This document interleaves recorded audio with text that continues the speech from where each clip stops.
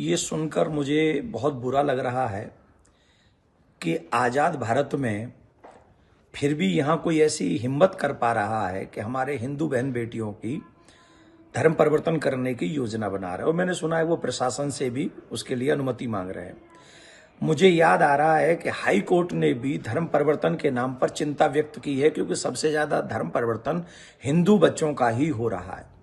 तो अगर high court इस बात को कह रहा है, उसके बाद ये अनुमति मांगी जा रही है, इसका मतलब है ये हाई कोर्ट का भी अपमान है। दूसरे, शासन प्रशासन से भी मेरा निवेदन है कि कोई भी ऐसा कार्य नहीं होना चाहिए जिससे हिंदुओं को परेशान होना पड़े अथवा हिंदुओं को भी सेकंड ऑप्शन में जाना पड़े। अगर वो 23 का धर्म परिवर्तन करा सकते हैं तो मैं कथावाचक हूं, और मेरे पास में अनेक ऐसे मुस्लिम परिवार के लोग आते हैं जो धर्म परिवर्तन करना चाहते हैं, पर मैंने कभी ये प्रयास नहीं किया है। मुझे इस बात पर मजबूर न किया जाए कि मुझे भी ये काम करने के लिए कहा जाए, क्योंकि गीता में कहा है स्वधर्मो निधनम श्रेय, अपने धर्म में जीवन और मृत्यु श्रेयस्कर है। और ऐसे लोग जो समाज में विघटन पैदा करना चाहते हैं, समस्या पैदा करना चाहते हैं। अब धर्म परिवर्तन बच्चियां होंगी, उसके बाद क्या होगा? धर्म परिवर्तन कर लिया, फिर उनका निकाह हो गया, फिर उनका तलाक होगा, फिर वो दोबारा उस पति के साथ जाना चाहेंगे, फिर क्या होगा? कौन ससुर कौन भाई, क्या होगा?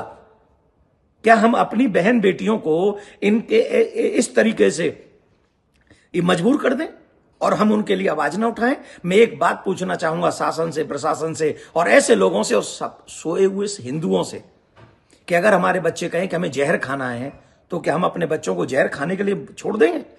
उन्हें रोकेंगे नहीं, उन्हें समझाएंगे नहीं? और कहां गए वो लोग जो हिंदुओं को कहते थे कि हम लोग जो हिंसक हैं? अगर कोई हमारी बहन बेटियों को हमारे घर से ले जाएगा, हमारे मान सम्मान को भरे बाजार में उठाएगा, तो क्या हम बोलेंगे नहीं? हम चुप रहेंगे? इसे सहनशीलता नहीं कहते, इसे नामर्दी कहते हैं। जो हिंदुओं को हिंसक कहते वो बताएं जरा, जो खुलेआम सरेआम आपके संविधान का अपमान करते हुए कह रहे हैं कि हम 23 बच्चों का धर्म परिवर्तन कराएंगे, आप उनको क्या कहेंगे? ये शारीरिक हिंसा नहीं है माय डियर, ये मेंटली हरेसमेंट है, ये मेंटली हिंसा है। और ये ऐसी हिंसा है जिस हिंसा से हम लोग इजिली मुक्त नहीं हो पाएंगे। तो ऐसे विषयों पर भी जिनको हिंदू हिंसक लगते हैं उनको बोलना चाहिए। और मैं बता दूं, अपने धर्म की रक्षा करना, अपने देश की रक्षा करना, अपने बहन बेटी बच्चों की रक्षा करना, और उसके लिए अगर हमें कुछ बोलना पड़े, वो हिंसा नहीं होती। वही हमारा धर्म है, वही हमारा दायित्व है। तो जो अगर उन्होंने ऐसा किया, 23 तारीख प्रशासन से कहूंगा कोई अनुमति नहीं मिलनी चाहिए। और अगर अनुमति मिली तो उसके बाद जो रिएक्शन होगा उसका जिम्मेदार प्रशासन होगा, और ये प्रशासन को भलीभांति समझना चाहिए।